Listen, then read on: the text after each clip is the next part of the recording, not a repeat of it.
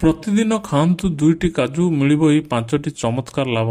ଆସନ୍ତୁ ଦେଖିବା ଏହି ଭିଡିଓରେ। ବନ୍ଧୁଗଣ, କାଜୁ ଖାଇବାକୁ ସମସ୍ତେ ପସନ୍ଦ କରନ୍ତି। ଆପଣ ଜାଣିଥିବେ କୌଣସି ଖାଦ୍ୟରେ କାଜୁ ପଡ଼ିଲେ ଲୋକେ ତାକୁ ସର୍ବପ୍ରଥମେ ଖାଇଥାନ୍ତି। କାଜୁ ଖାଇବାକୁ ସ୍ୱାଦିଷ୍ଟ ସହ ଏହା ସମସ୍ତଙ୍କ ମନକୁ ମଧ୍ୟ ମୋହିଥାଏ। କାଜୁ ମିଠା ଲାଗୁଥିବାରୁ ଲୋକେ ସମସ୍ତେ ତାକୁ ବେଶ ପସନ୍ଦ ମଧ୍ୟ କରିଥାନ୍ତି।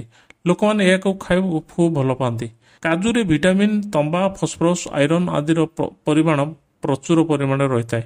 ସେଲେନିୟମ୍, ଜିଙ୍କ୍, ଅନେକ ଖଣିଜ ପଦାର୍ଥର ପରିମାଣ ଅତ୍ୟଧିକ ଭାବେ ରହିଥାଏ। ଏହା ଆମ ଶରୀର ପାଇଁ ବହୁତ ଲାଭଦାୟକ ଅଟେ। ଆସନ୍ତୁ ଜାଣିବା, ସବୁଦିନ ରାତିରେ 2ଟି କାଜୁ ଖାଇବା ଦ୍ୱାରା ଆମ ଶରୀରରେ ବା ଆମ ମଧ୍ୟରେ ଥିବା କ'ଣ ସବୁ ପରିବର୍ତ୍ତନ ଘଟିଥାଏ। ଆସନ୍ତୁ ଜାଣିବା। ହୃଦୟ ପାଇଁ ଏହା ମଧ୍ୟ ଭଲ ଅଟେ। ଏହା ମଧ୍ୟରେ ପୋଟାସିୟମ୍ ଓ କ୍ୟାଲସିୟମ୍ ରହିଥାଏ। କାଜୁରେ ପ୍ରଚୁର ପରିମାଣରେ ଭିଟାମିନ୍ ଏଲୋସିନ୍ ମହଜୁଦ ଥାଏ।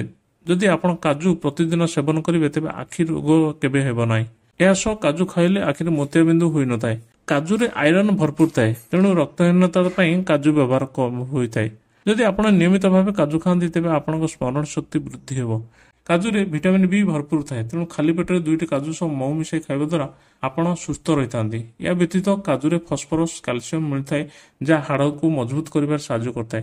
କାଜୁରେ ରହିଥିବା antioxidant vitamin E, selenium କ୍ୟାନ୍ସରଠାରୁ ମଧ୍ୟ ଦୂରେଇ ରଖିଥାଏ। ପ୍ରତିଦିନ କାଜୁ ସେବନ କରିବା ଦ୍ୱାରା କର୍କଟ ଭଳି ମାରାତ୍ମକ ରୋଗ ଶରୀରଠାରୁ ଦୂରେଇ ରହିଥାଏ।